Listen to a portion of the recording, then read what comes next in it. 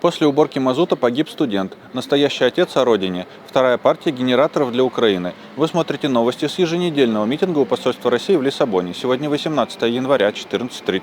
17 января издание The Insider пересказало мнение научного руководителя Института водных проблем РАН Виктора Данилова-Данильяна о последствиях крушения двух танкеров в Черном море. Он говорит, что не стоило использовать суда, которые должны были быть списаны еще 20 лет назад, и что с таким отношением избежать катастроф невозможно. 15 января сетевое издание 93.ru рассказала, что в Анапе умер 17-летний студент Александр Комин. Его двоюродный брат утверждает, что перед смертью Александр ходил очищать берег от мазута, и что родители вызвали скорую помощь, но врачи не успели доехать. 17 января электронное издание «Кавказский узел» рассказало, что только сейчас начата откачка мазута из одного из танкеров. Восстановление экосистемы Черного моря займет от 5 до 10 лет. 16 января издание The Moscow Times со ссылкой на Reuters рассказало, что за неполные 3 года военных действий в Украине свободная часть резервов Российского фонда национального благосостояния сократилась в 3 раза. 16 января Путин подписал указ о призыве на военные сборы россиян из запаса. Вещательная компания Deutsche Welle рассказала, что хотя это и регулярная процедура,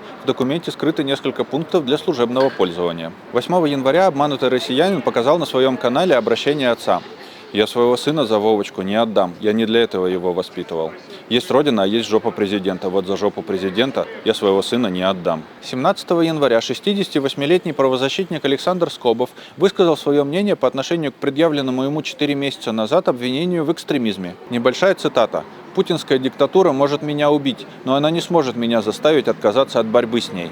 И где бы я ни находился, я буду продолжать призывать честных россиян присоединяться к вооруженным силам Украины». Полную запись приводит мультимедийная СМИ Сота Вижн. 14 января в список террористов и экстремистов внесены 15-летние жители Тюменской и Воронежской областей Дмитрий Каюгин, Кирилл Пальянов и Митрофан Юрьев. 9 января издание «Медиазона» выпустило материал о том, как СИЗО для подростков с 2022 года стало пыточной для украинских военнопленных и пленных гражданских лиц. Пытки, включая подвешивание вниз головой, электрический ток, избиение металлическими прутьями, изнасилование, удушение пакетом и голод использовали, чтобы выбить признательные показания. Доступ адвокатов к подзащитным блокировался, а на свиданиях заключенных принуждали к молчанию. И хорошие новости. Первая партия портативных электростанций, на которые мы собираем 100 тысяч евро, прошла все таможни и доставлена в Запорожье. Сейчас готовится к отправке вторая партия. Поддержите сбор, который мы делаем с активистами из других стран. Пруфы и ссылки в описании. Подписывайтесь и помогайте.